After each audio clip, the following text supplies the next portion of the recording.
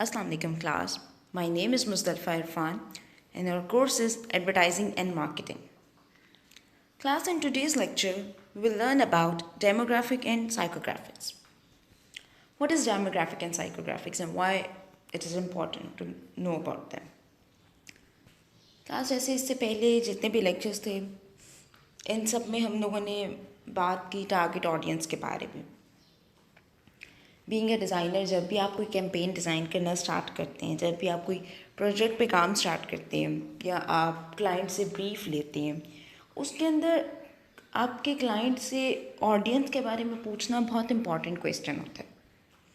आपको ये पता होना चाहिए कि आप जो काम करने जा रहे हैं वो किस ऑडियंस के लिए, वो किस बंदे के लिए, वो बंदा कहाँ से बिलोंग करता है, उसकी लाइकिंग डिसलाइकिंग कैसी है, उसके पास उसको क्या पसंद हो सकता है, वो किस एरिए का है, उसकी इनकम कितनी है, उसके रिलीजन क्या है, वो मेल है वो फीमेल है, इस तरह के डिफरेंट क्वेश्चंस, डिफरेंट चीज़ें। बिकॉज डेफिनेटली हर बंदे की अपनी चॉइस होती है, हर बंदे का अपना एक सर्टन बजट लिमिट होती है जिसके अंदर रहते हुए उसने कोई भी प्रोडक्ट बाय करनी होती है, कोई भी काम उसने अपना जो भी करना है। आप अपने हमेशा एक अपने जो आपका एक लिमिटेड एक अमाउंट होती है, आपका एक लिमिटेड एक आपका एक प्लान, बेसिकली हर बंदे ने खुद से एक प्लान डिसाइड किया होता है कि ये मेरा मेरा बजट है या फिर ठीक है ये मेरी ओवरऑल रिक्वायरमेंट है। उसने उसके अंदर रहते हुए ही अपने लिए चीज़ पसंद करनी होती है, चीज़ बाय करनी होती है। तो डेफिनेटली अगर आप एक चीज़ डिज़ाइन कर रहे हैं और वो उसकी टारगेट ऑडियंस तक नहीं पहुंच पा रही या उसकी टारगेट ऑडियंस ही डिफाइन नहीं है, तो आप किस तरह से जब आप वो सेल करने के लिए वो चीज़ स्टोर्स पे जाएगी या जहाँ भी वो रखी जाएगी सेलिंग पर्पस से, कैसे पता चलेगा कि ये किसके लिए है, ये कौन से सेक्शन में रखनी है, इसको अगर कोई कस्टमर आके पूछेगा तो कैसे एक्सप्लेन करना है इसके बारे में कि ये किसके लिए है, क्या पर्पस है, क्या यूज़ किया। तो इन सब चीज़ों को समझने के लिए डेमोग्राफिक्स और साइकोग्राफिक्स का पता होना बहुत ज़्यादा इम्पॉर्टेंट है। ये ना सिर्फ आपको एडवर्टाइजिंग के पॉइंट ऑफ व्यू से हेल्प करती हैं बल्कि मार्केटिंग पॉइंट ऑफ व्यू से भी ये दोनों चीज़ें जानना बहुत ज़्यादा इम्पॉर्टेंट है। आपके क्लाइंट की, आपके कस्टमर की क्या थिंकिंग है, किस तरह की वो चीज़ें पसंद करते हैं, इसको समझ के चलेंगे तो आपकी कैंपेन हमेशा सक्सेसफुल होगी। आपकी कैंपेन को आगे से आंसर मिलेगा। आंसर किस सेंस में, आपको किस तरह से फीडबैक पता चलता है आपकी कैंपेन पे, आपकी प्रोडक्ट पे, जब आपका कस्टमर या क्लाइंट वो चीज़ बाय करती है। जितने ज़्यादा लोग वो चीज़ बाय करते हैं उतना उससे आपको क्लाइंट्स का फीडबैक मिलता है, कस्टमर का आपका फीडबैक मिलता है कि ये उसको चीज़ पसंद आई है या नहीं पसंद आई, या उसका इस आपकी कैंपेन की तरफ क्या रिस्पॉन्स था। तो इसलिए आपकी कैंपेन को हमेशा सक्सेसफुल बनाने के लिए जो उसमें मेन रोल होता है वो आपकी कस्टमर का होता है, जिसने वो चीज़ बाय करनी होती है, जिसके लिए आप वो कैंपेन बना रहे होते हैं। अगर वो उस कस्टमर तक ही ठीक से कन्वे नहीं होगी, उसी को वो मैसेज ठीक से कम्युनिकेट नहीं होगा, तो उसका कोई फ़ायदा नहीं है। आपकी कैंपेन पे आप जितनी मेहनत करोगे वो सारी यूज़लेस जाएगी। हमने जैसे बात की एडवर्टाइजिंग के डिफरेंट एराज़ के बारे में, अगर इसकी हिस्ट्री में चले जाएं दोबारा से, तो हमने देखा कि डिफरेंट एराज़ में डिफरेंट चीज़ें आई जिसकी वजह से एडवर्टाइजिंग में चेंज आता गया आहिस्ता आहिस्ता। एडवर्टाइजिंग जो स्टार्टिंग में थी और जो आज है उसके अंदर बहुत सारी चीज़ें, बहुत सारे फैक्टर्स इन्वॉल्व हैं। हमारे पास जो अब जो एरा है वो रिसर्च का एरा है। इससे पहले ऐसा भी होता था कि डिज़ाइनर्स कैंपेन डिज़ाइन कर देते थे, लेकिन जब वो कैंपेन लॉन्च होती थी उसके बाद पता चलता था कि उस कैंपेन का फ़ायदा नहीं है हुआ, या उससे वो रिज़ल्ट नहीं प्रोड्यूस हो सका जो कि एक्सपेक्टेड था। क्यों? क्योंकि उसके पीछे डिफरेंट फैक्टर्स इन्वॉल्व होते थे। उसमें से एक फैक्टर ये भी होता था कि उसके पीछे रिसर्च प्रॉपर नहीं की गई। डिज़ाइनर ने अपनी मर्ज़ी से कैंपेन बना दी, ये नहीं उसने ऑडियंस की या उन लोगों की जिन्होंने उस कैंपेन को देखना था उनसे उनकी मर्ज़ी नहीं पूछी। लेकिन रिसर्च की एरा ने हमें हेल्प आउट की है कि हम उस बंदे से बात करें जिसके लिए आप वो कैंपेन डिज़ाइन कर रहे हो, उसकी पसंद नापसंद पूछी जाए, उससे पूछा जाए कि उसको कैसी कैंपेन्स पसंद है, उसके ऊपर इस कैंपेन का अगर हम ये डिज़ाइन करेंगे तो क्या इफ़ेक्ट होगा। जो हम बात करते हैं मार्केटिंग रिसर्च की या एडवर्टाइजिंग रिसर्च की, वो रिसर्च इसीलिए की जाती है ताकि हमें क्लाइंट की या हमारे कस्टमर की पसंद नापसंद का पता चल सके, ये देखा जा सके कि उसको कैसी कैंपेन्स देखना पसंद है। हम ये कैंपेन अगर डिज़ाइन कर देंगे तो वो हमें क्या आगे से फीडबैक देगा। ठीक है, इसीलिए अभी आप स्टूडेंट लेवल पे हैं, अभी से आप जब भी कोई काम स्टार्ट करते हैं सबसे पहले उसका एक छोटा सा सर्वे कर लिया करें। उसका सबसे बेस्ट हाल ये होता है कि वो सर्वे आप अपने घर से स्टार्ट करें। आपको अगर कोई प्रोजेक्ट मिला है, जैसे कोई आपको कैंपेन डिज़ाइन करने के लिए मिली है, आप उसके बारे में सबसे पहले आप कैंपेन में जो भी आपकी प्रोडक्ट है उसका नाम लिखें या जो भी सर्विसेज हैं वो लिखें। उसके बाद आप अपने घर में देखें कि मेरे घर में ये कौन कौन यूज़ करता होगा। आप उससे रेलेवेंट कुछ क्वेश्चंस लिखें, आप उनसे पूछ सकते हैं कि वो ये प्रोडक्ट क्यों यूज़ करते हैं, कब से यूज़ कर रहे हैं, इसके कोई और इसी से रेलेवेंट कोई और प्रोडक्ट क्यों नहीं यूज़ करने की कोशिश की किसी और ब्रांड की, और अगर की थी तो उसका क्या फीडबैक था, क्यों वापस इस पे आ गए। ठीक है, आप उस प्रोडक्ट के खुद से कंपैटिटर्स देखें, मार्केट में क्या कंपैटिटर हैं। फॉर सपोज आपको शैम्पू पे काम करने को मिले, लेट्स सपोज आपको सनसिल्क शैम्पू पे काम करना है, आप सनसिल्क के कंपैटिटर्स देखें कि कौन से उसमें से देखें कि अच्छा कंपैटिटर्स क्या कैंपेन डिज़ाइन कर रहे हैं। ठीक है, आप अपने घर के फैमिली मेम्बर्स से पूछ सकते हैं। आपको अगर कहीं जाना मुश्किल है, आपने फैमिली में कॉल करके, अपने फ्रेंड्स को कॉल करके आप उनसे छोटा सा एक इंटरव्यू ले सकते हैं प्रोडक्ट के बारे में जो कि वो यूज़ कर रहे हैं। इसमें आपको हर तरह का रिस्पांस मिलेगा, कुछ लोगों का पॉजिटिव रिस्पांस होगा, कुछ का नेगेटिव होगा। आप उनको फोर्स नहीं कर सकते कि मैं तो ये कह रही हूँ तो आप ऐसे क्यों नहीं कह रहे। आपने सिर्फ एक छोटा सा सर्वे कंडक्ट करना होता है हर कैंपेन से पहले, हर असाइनमेंट से पहले। ठीक है, आपने कम से कम भी अगर आपको एक कैंपेन दी गई है तो आप उसके अंदर 5 से 6 लोगों का तो इंटरव्यू करो, इस लेवल पे जो आपका स्टूडेंट लेवल। एक बंदा आपकी फैमिली का हो सकता है, कोई और 1-2 बंदे आप और कज़न्स में से पूछ सकते हैं। उसके बाद ट्राई करें कि आप स्टोर विज़िट करें, आप उस जगह पे जाएं जहाँ पे वो प्रोडक्ट रखी हुई है। वहाँ पे आने वाले क्लाइंट्स या कस्टमर जो वो चीज़ बाय कर रहे हैं उनसे पूछें वो क्यों ये बाय करते हैं, कब से कर रहे हैं, उनको क्यों ये पसंद है, इस तरह की और भी चीज़ें अवेलेबल हैं, वो वाले ब्रांड्स क्यों नहीं वो चूज़ करते। ठीक है, ये एक छोटा सा आप अपने लेवल पे एक जब सर्वे कर लेंगे उसके बाद आपके लिए कैंपेन डिज़ाइन करना बहुत आसान हो जाएगा। आपको आइडिया सोचना बहुत आसान हो जाएगा। क्यों? क्योंकि आप इसके ऊपर पहले एक पूरी वर्किंग कर चुके हैं। आप डेफिनेटली जिस बंदे से बात करेंगे हर बंदा आपको अपना एक्सपीरियंस बताएगा।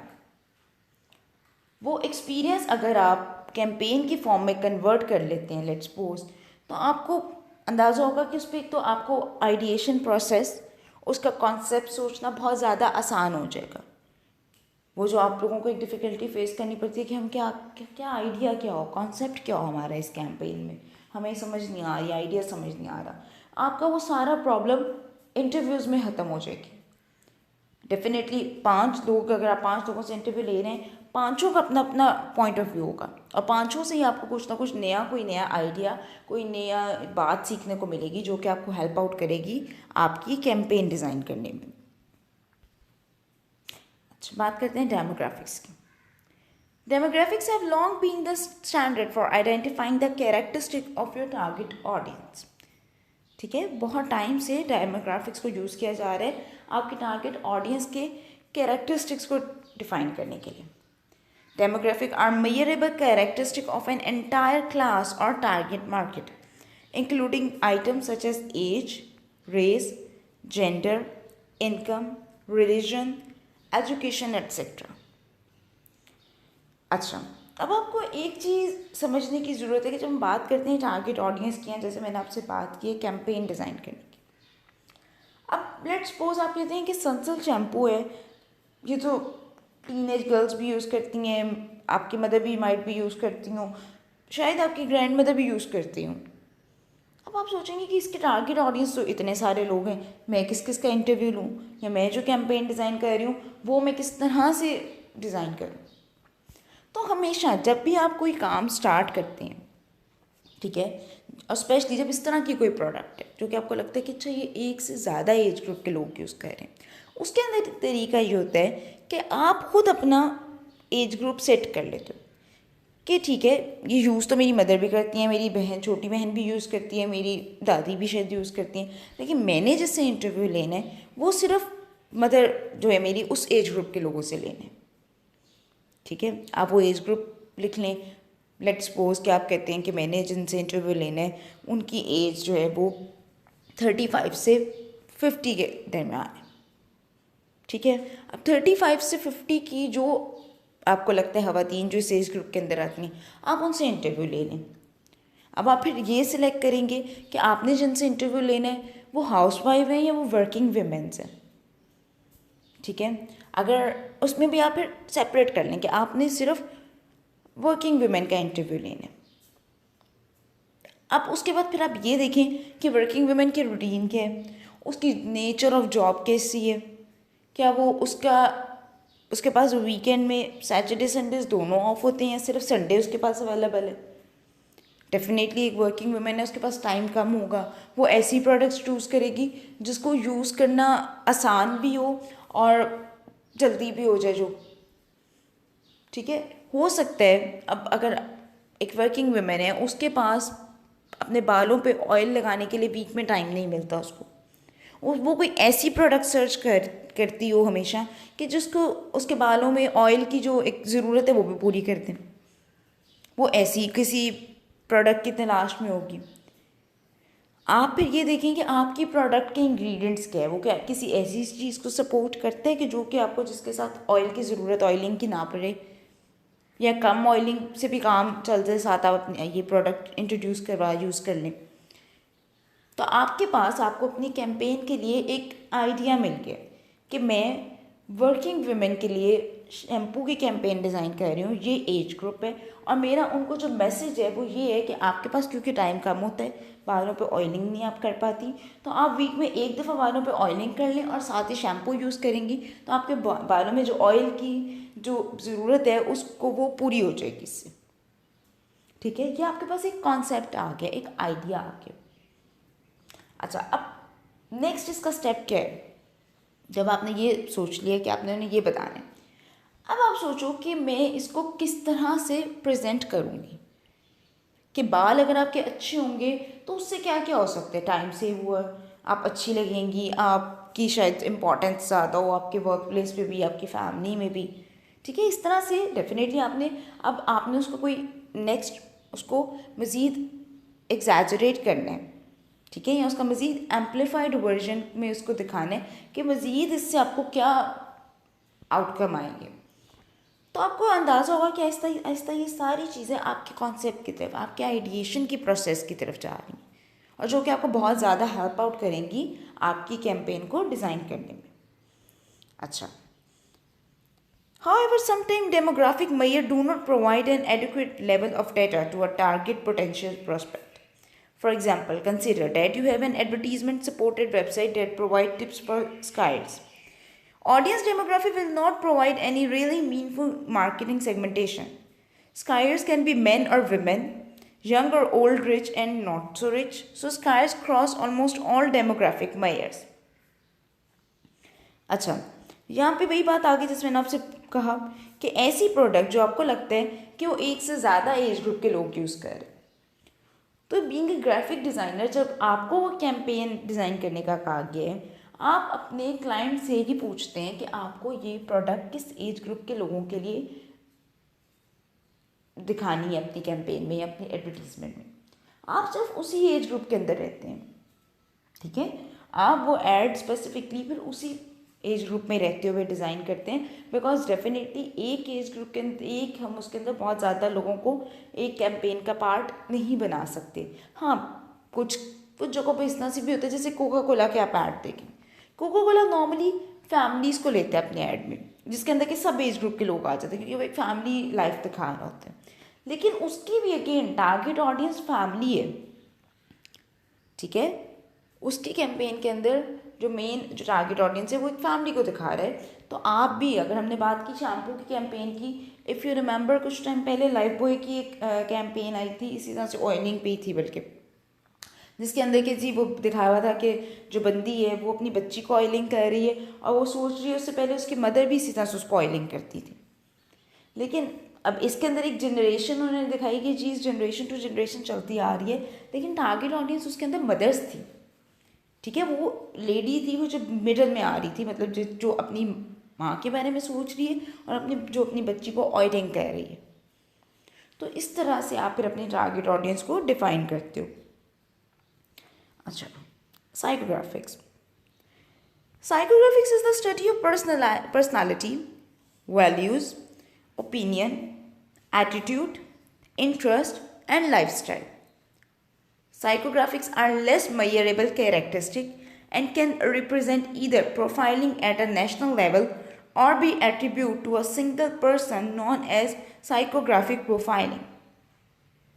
अच्छा, अब ये तो थे डेमोग्राफिक्स, जिसके अंदर हमने बताया कि आप एज, जेंडर, नेशनलिटी, इन चीज़ों को देखते हैं। साइकोग्राफिक्स में क्या होते हैं? साइकोग्राफिक्स के अंदर आप पर्सनालिटी पे बात कर सकते हैं, वैल्यूज़, ओपिनियंस, एटीट्यूड, उस बंदे का इंटरेस्ट क्या है लाइफस्टाइल को लेके, लाइफस्टाइल उसका कैसे है, इन सब चीज़ों को आप साइकोग्राफिक्स के अंदर स्टडी करते हैं। ठीक है, अब डेफिनेटली अगर आपने एक ऐड डिज़ाइन करना है जिसके अंदर आपने डेमोग्राफिक्स तो देख लिए कि बंदे की ये एज ग्रुप होगी, मेल है फीमेल होगा, ये सारा कुछ डिसाइड हो गया। अब आपने उस ऐड की ओवरऑल एक लुक के लिए ये भी तो देखना बहुत ज़्यादा ज़रूरी है उस आइडिया को कंप्लीट करने के लिए कि बंदा इसको क्या पसंद नापसंद हो सकते हैं, ये कहाँ आता जाता होगा, इसके फ्रेंड कैसे होंगे, इसका अपना रहना कैसा होगा।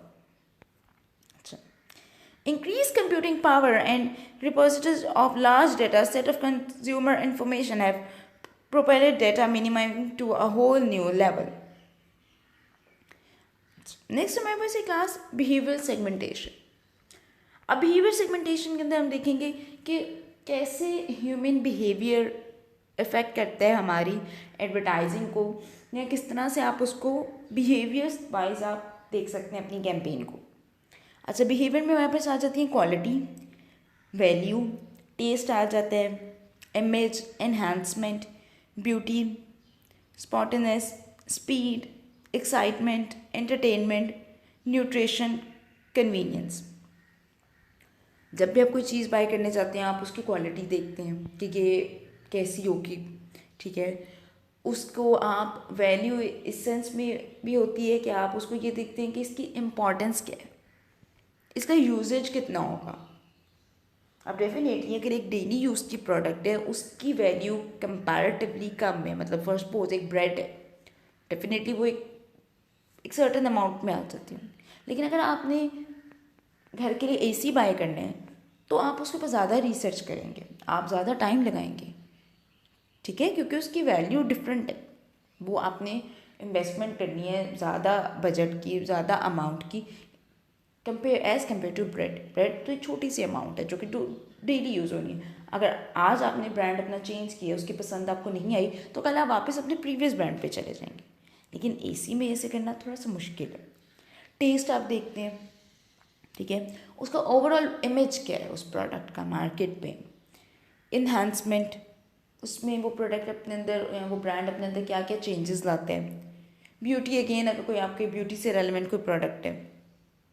ठीक है, स्पॉटेनेस, किस तरह की चीज़ है, स्पोर्ट्स से रिलेटेड है, स्पीड, अगर स्पीड का उसके अंदर एलिमेंट है वो आप देखेंगे, एक्साइटमेंट, ऐसा क्या उसके अंदर नया क्या इस प्रोडक्ट के अंदर, कितनी एंटरटेनिंग है, क्या कोई एंटरटेनिंग है भी वो प्रोडक्ट के नहीं, न्यूट्रिशन लेवल क्या है, अगर कोई खाने वाली चीज़ है तो आप उसका न्यूट्रिशन लेवल देखते हो, कन्वीनियंस से इंसान ऑलमोस्ट हर चीज़ों के अंदर देखता है कि किस तरह से ईजी है हमारे लिए, कितनी कन्वीनियंट है। ठीक है, तो ये वो ह्यूमन बिहेवियर हैं जो कि किसी भी प्रोडक्ट को लेके हो सकते हैं। ठीक है, आप इसके अंदर डिफरेंट प्रोडक्ट्स की कैटेगरीज को रख के देख सकते हैं कि इंसान का हर चीज़ को लेके इसमें से कोई ना कोई एक फैक्टर तो ज़रूर भी होता है। अच्छा, उसके बाद हम बात करते हैं प्रोडक्ट के यूजेज पे कि वो यूजेज में कैसी है, वो हैवी है, वो मीडियम है, लाइट यूज़ है। ठीक है, नॉन यूज़ है, फॉर्मल है बहुत ज़्यादा, ठीक है, फॉर्मल है, वो पहली दफ़ा आप यूज़ करने लगे हो या वो बंदा पहली दफ़ा बाय करेगा, कोई ऐसी प्रोडक्ट है जो आप मार्केट में फ़र्स्ट टाइम इंट्रोड्यूस करवा रहे हो। तो ये जो चीज़ें होती हैं ये हमारी पैकेजिंग के टाइम पे, हमारी कैंपेन डिज़ाइन के टाइम पे इन चीज़ों का समझना बहुत इम्पॉर्टेंट है। ये सारे क्वेश्चन, ये सारे पॉइंट्स वो हैं जो कि आपको क्लाइंट ब्रीफ में हेल्प करते हैं। आप ये सारी चीज़ें अपने क्लाइंट से पूछते हो जो आपके पास कैंपेन डिज़ाइन करवाने आते हैं। फिर ये देखा जाता है कि वो किस ओकेजन या किस सिचुएशन के लिए होगी। Emergencies, celebrations, birthdays, anniversaries, wedding, funeral, graduation parties, ठीक है। तो इस तरह से ये देखा जाता है कि ये कोई ऐसी प्रोडक्ट तो नहीं जो ओकेजनल है। जैसे हमारे यहाँ पे अब ईद आ रही है, ईद कोई ऐसी प्रोडक्ट जो कि सिर्फ ईद से रेलेवेंट हो।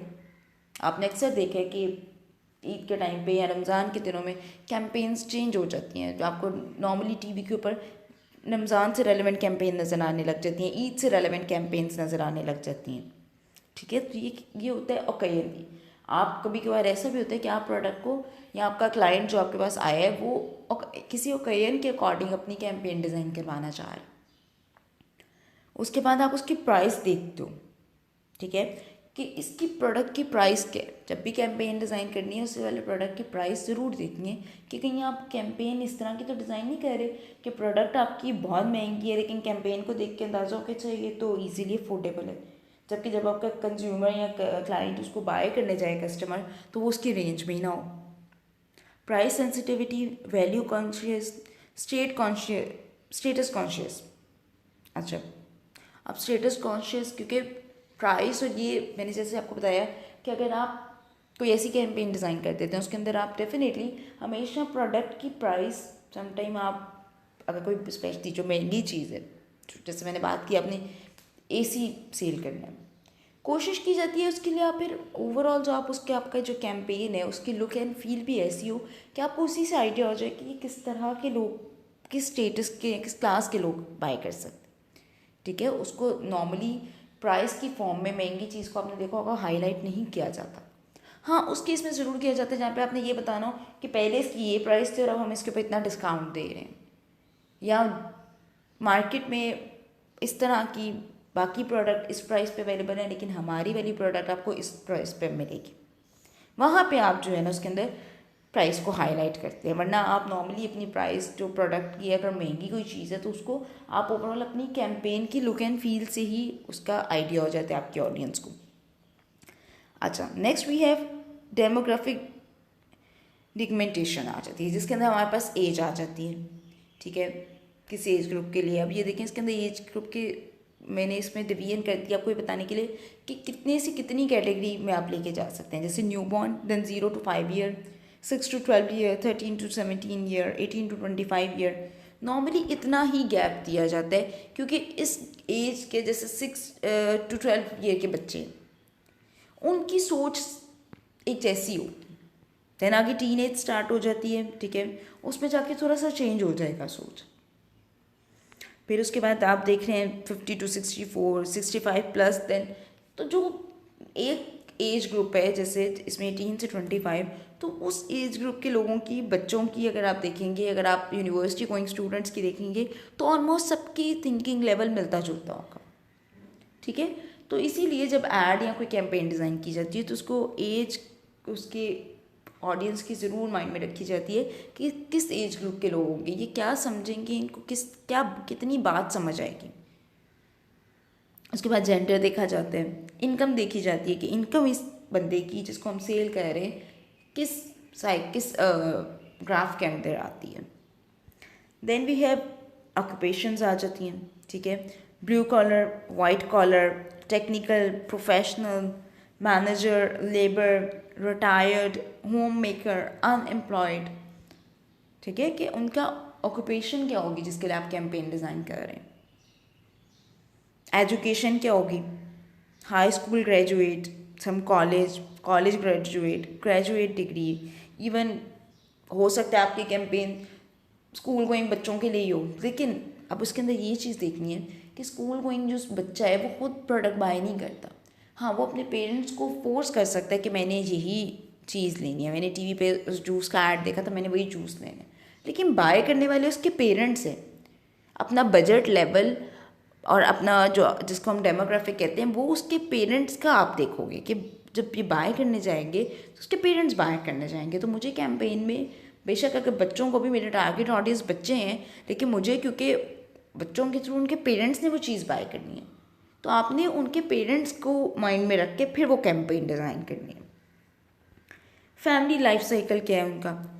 Single, married, no children, married with young children, married with teenage children, married with grown children, divorce, widowed, generation. ठीक है, वो किस जनरेशन में आते हैं, किस जनरेशन से बिलोंग करते हैं, लाइक कि वो सीनियर सिटीज़न है, यंगस्टर्स हैं, जैसे मैंने आपको बताया, किस ईयर के। फॉर सपोज अगर आप 1993 में पैदा हुए तो आप ये देखोगे कि अच्छा 93 की जनरेशन है, उसके बाद की है। इस चीज़ को भी देखा जाता है। रिलीजन देखा जाता है, ठीक है। नेशनैलिटी क्या है, बहुत ज़्यादा इंपॉर्टेंट है कि आप डेफिनेटली जो कैंपेन डिज़ाइन कर रहे हो आप अपने रीजन को, अपने उस एरिया को जाके वो कैंपेन है उसको देख के डिज़ाइन करोगे। सोशल क्लास क्या है, upper class, middle class, lower class, working class, poverty level. ठीक है, ये सारी चीज़ों का देखना, इनका पता होना कैंपेन डिज़ाइन करने से पहले बहुत ज़्यादा इंपॉर्टेंट है, ताकि आपका मैसेज ठीक तरीके से आपकी उस ऑडियंस तक पहुंच सके जिसके लिए वो चीज़ डिज़ाइन की गई है। देन हमारे पास आ जाते हैं साइकोग्राफिक सेगमेंटेशंस, जिसके अंदर वी हैव पर्सनालिटी, कि आपकी पर्सनालिटी कैसी है आपकी ऑडियंस की। आउट गोइंग है, शाय है, कंपल्सिव है, इंडिविजुअलिस्टिक है, मटीरियलिस्टिक है, सिविक माइंडेड है। ठीक है, फिर लाइफस्टाइल देखा जाता है, जैसे मैंने पहले भी बताया, outdoor enthusiastic, sport minded, home body, couch potato, family centred, workaholic. किस तरह का आपका क्लाइंट के क्या लाइफस्टाइल होगा, वो किस तरह रहता होगा उसका। ठीक है,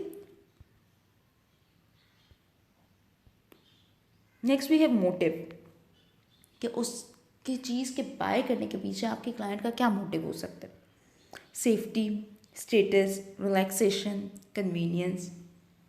ठीक है, कि ये चीज़ आराम देने के लिए, सेफ्टी में, ये सेफ्टी पर्पस के लिए कोई ऐसी प्रोडक्ट है, जैसे सैनिटाइजर सेफ्टी से रेलिवेंट है। ठीक है, कोई ऐसी प्रोडक्ट जो स्टेटस सिंबल हो, स्टेटस शो करवाती हो, या इस तरह से भी इसको देखा जाता है। ठीक है, अच्छा, जियोग्राफिक सेगमेंटेशंस, इसमें हमारे पास रीजनल आ जाते हैं।